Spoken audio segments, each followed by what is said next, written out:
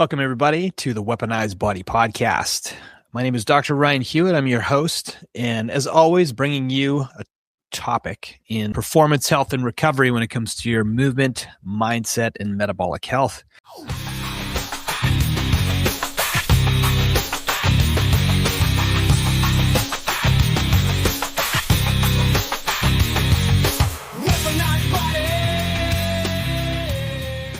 And today, I wanted to talk about a topic that by no means do I have any expertise in. I'm not a neuroscientist. I'm not a social or behavioral psychologist. However, I am the owner of a smartphone myself, and I would wager that so are you, as most people are these days.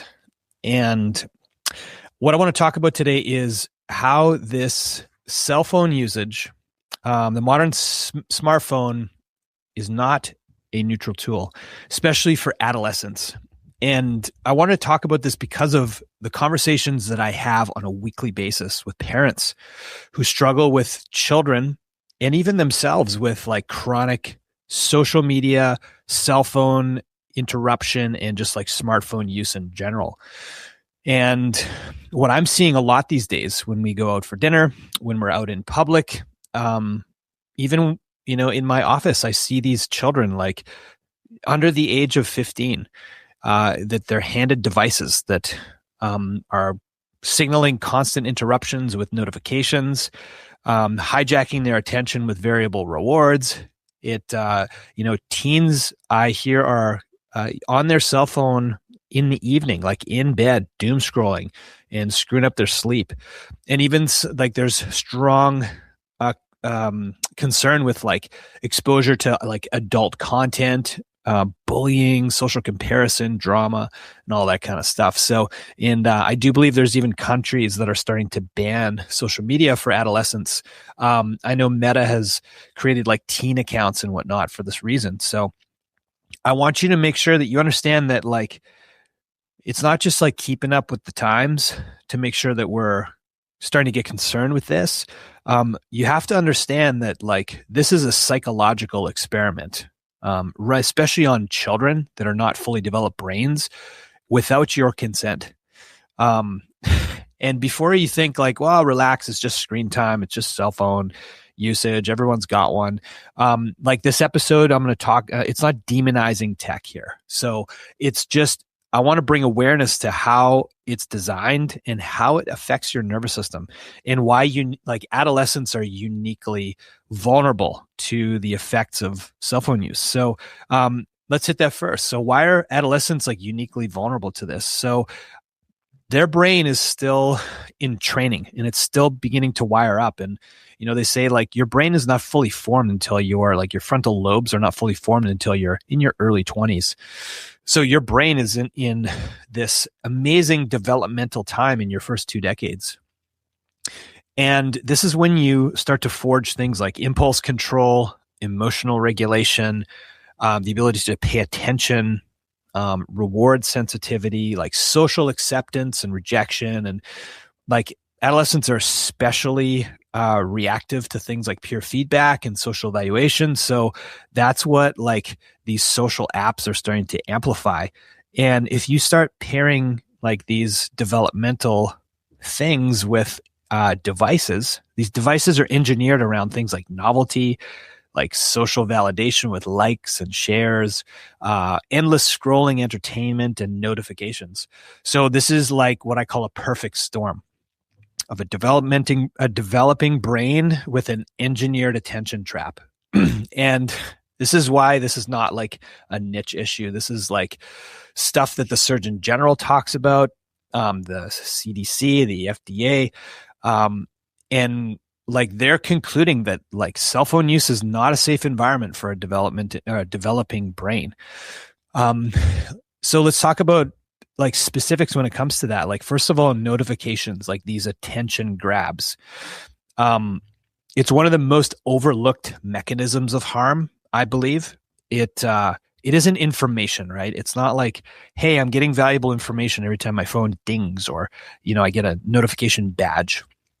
Basically, this is training your brain. It's orienting a response from your brain. It's fragmenting and like shifting your attention, and it switches like your cognitive function, and it comes at a cost.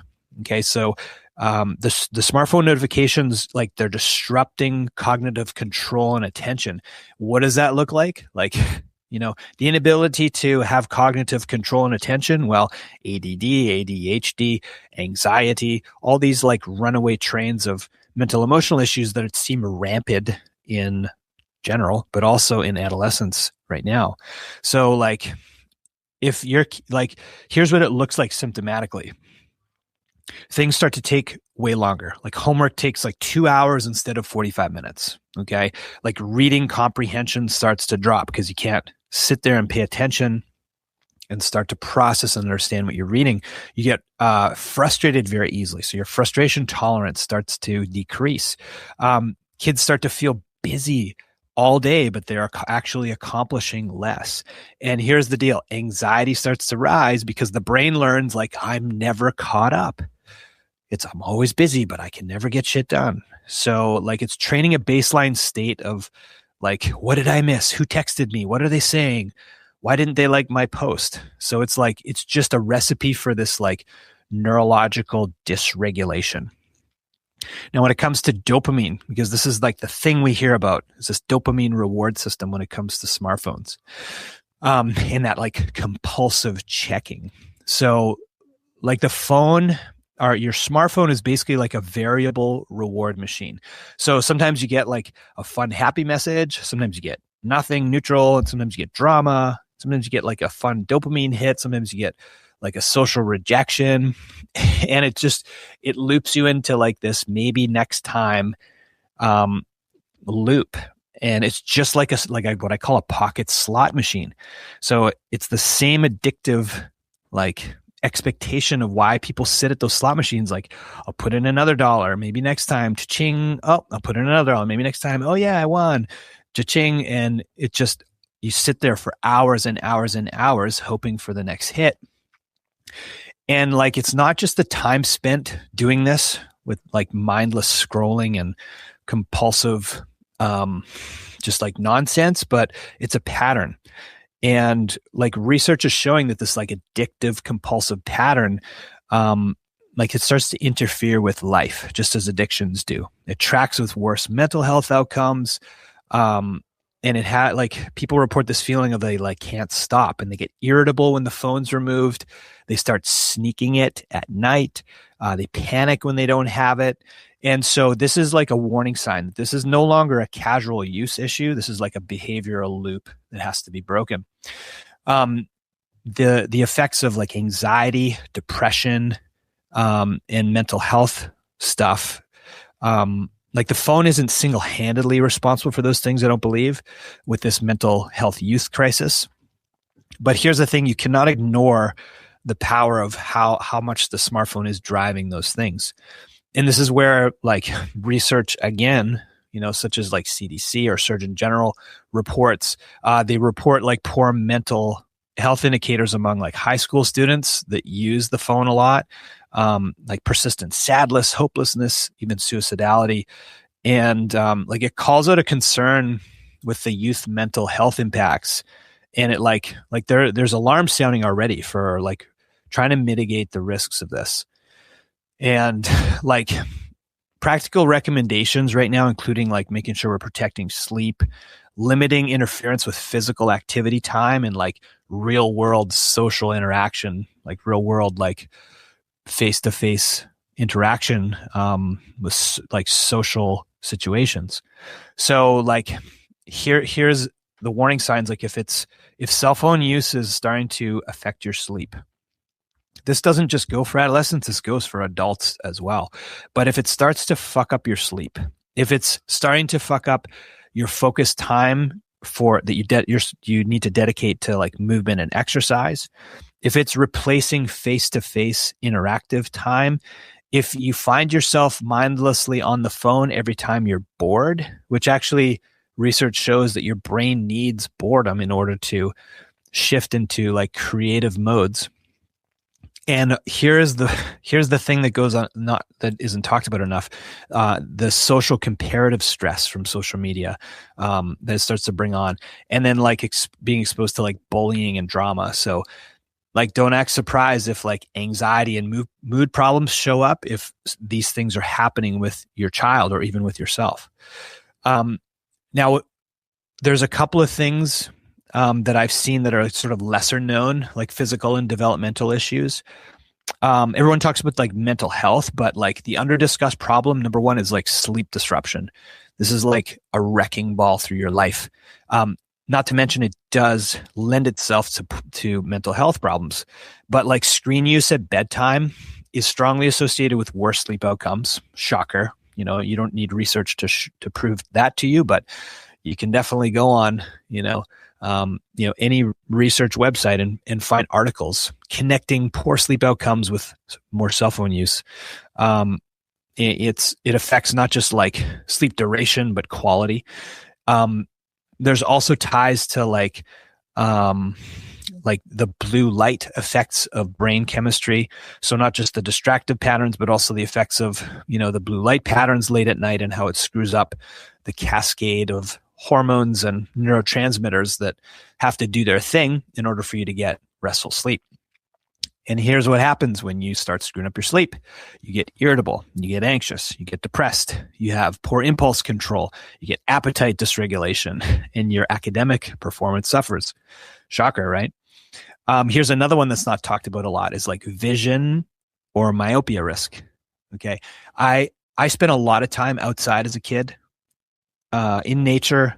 And I strongly believe like the more time you spend outside as a kid, the more you exercise like your peripheral vision from sports, but also being in nature, as well as your like long distance vision, like being able to look at things in like far in distance and not just always focused on things just right in front of your face.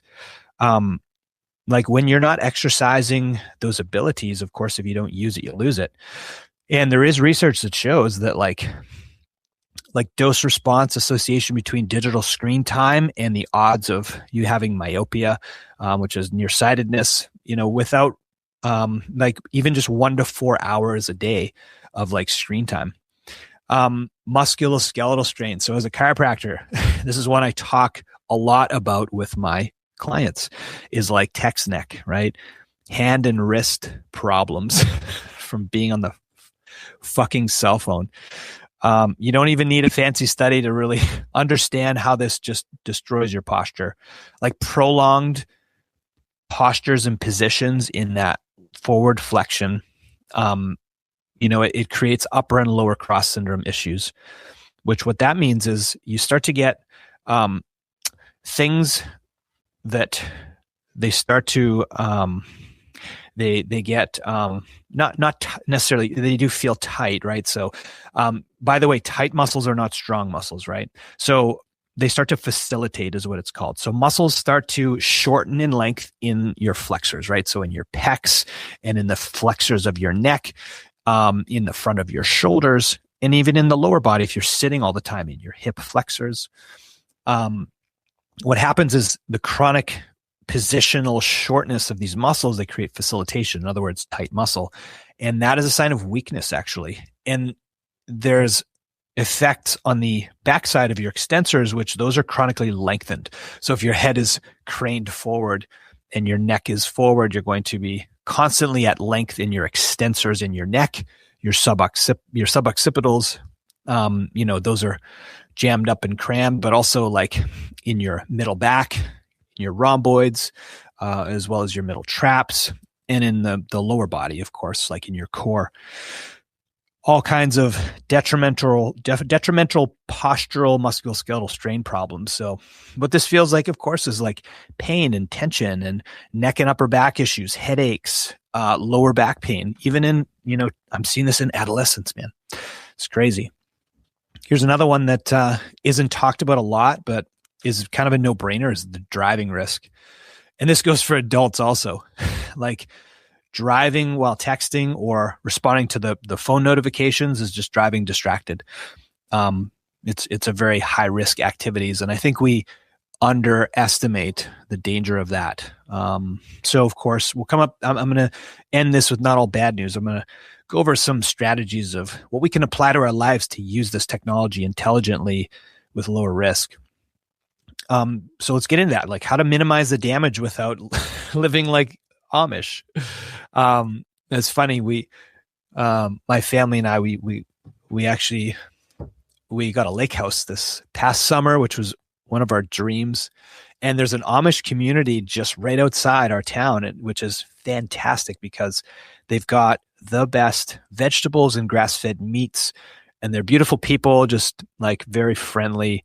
And they're amazing with their hands as far as their construction and everything. So they're awesome, but they believe in they do not use technology. Now, you do not have to live like the Amish in order to make sure you're not suffering all these detriments of smartphone technology, but let's come up with some like smart action plans, right? So like some phone armor here. So number one, and I apply most, if not all of these. Number one, I do not put any notifications on my phone. Just default to fewer interruptions. I see some people like that are getting adjusted in my office. They're literally, I'm with them 5 minutes and I can fucking hear their phone like ding, ding, ding, ding. And I'm just like, it's just incredible. Like you can't like come to my office, relax and get adjusted for 5 or 10 minutes without your phone distracting you. With notifications, like turn off all the sound, but also like the vibration and the notifications. You don't need to know when somebody likes a post or sends you a Facebook DM. Like maybe the important ones, if you need to like make sure you're getting notifications from an important text message or phone call, but like social media, news, games, promos, that kind of shit, turn that off.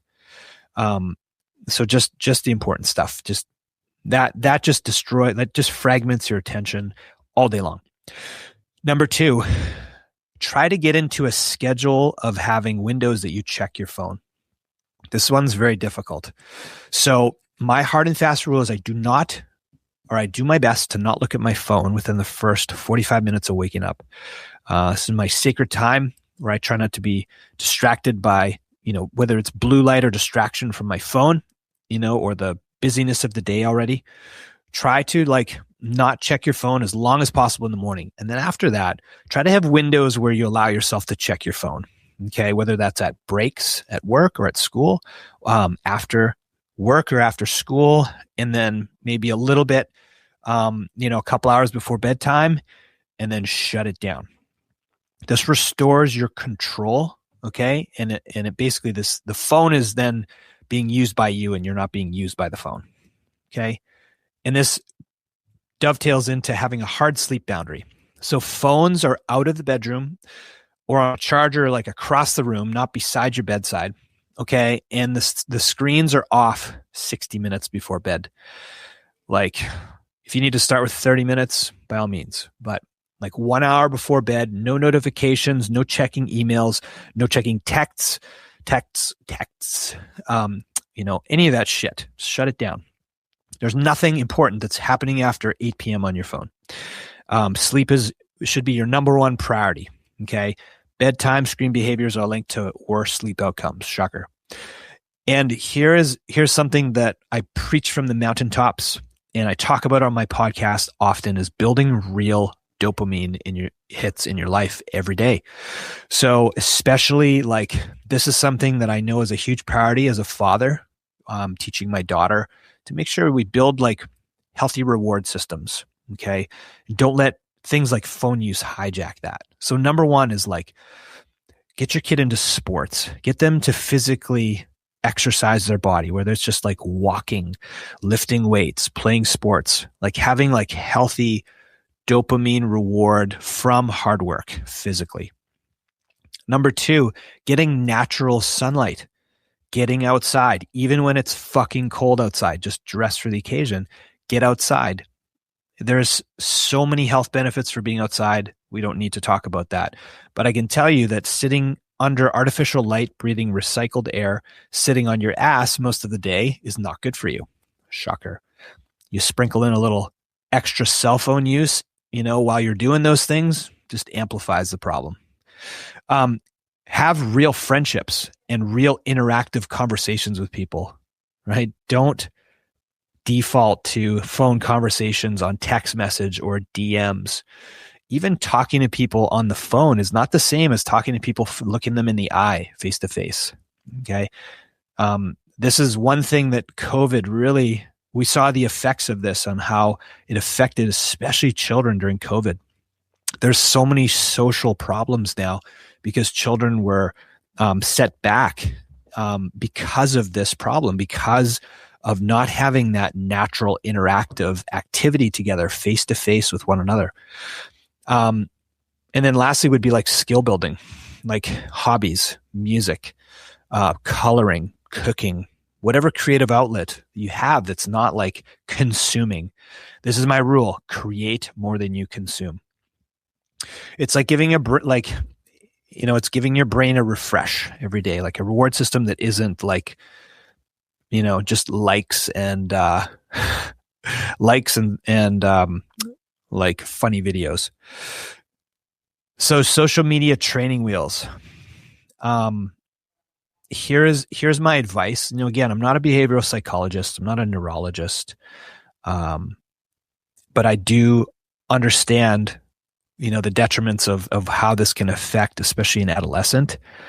So as far as like things that I could put out there that you might want to think about or ask, somebody about, would be like considering when you're going to allow your child to have a social media account.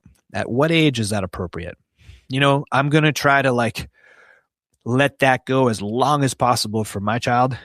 I think that there's some rules in different countries that are like not before the age of 16. Like I'm a big fan of that. Like you don't need a social media account before that. It's just inviting problems. Private accounts only, no public accounts for your kid, right? Keep them safe. No strangers in their DMs, right? And make sure that you're like auditing your kids' consumption weekly, whether that's cell phone use, YouTube, what they're watching, right? What they're consuming. And then like having a 1 hour dopamine fast every day. Like I'm not talking just before bed. I'm not talking about like what, maybe that's first thing in the morning. That's when I do it.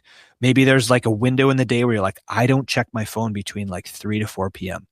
Have that 1 hour a day like that. No phones, no apps. It like retrains your brain to make sure that you're like able to like have that feeling of boredom for you to lean into things that are productive, right? And it doesn't fracture your attention. And of course, with the driving thing, like for teens especially, put it on do not disturb, right? Your phone should be out of reach on do not disturb.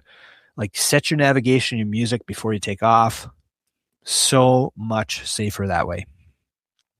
So here in closing, like, let me just share this last bit of truth. Like your teen or your adolescent doesn't need to be perfect in their digital life. Like I'm not a believer of just like, like I said before, living like the Amish or completely rejecting modern society. Like I am a strong believer in making sure you're setting up your teen or your adolescent for a healthy nervous system, right? Making sure they're learning the benefits and the routine of getting great deep sleep, building real confidence, building real friendships and social interactions, right? Building real relationships. It's huge. Like the phone can be a tool if we use this properly, but it can also be a parasite. It can also be like a little slot machine in your pocket. So your job is to make sure that you are using your phone as a tool, as an example, and you're teaching your kids how to follow suit. So that's my rant for today. I hope you guys got some value from that. Maybe you start thinking about your own cell phone usage. I sure am, thinking about mine and how I'm going to continue to clean up my act with that. As always, I appreciate any of you that listen, that share and like and subscribe. And I look forward to sharing more and more amazing content in 2026. I'll see you guys next week.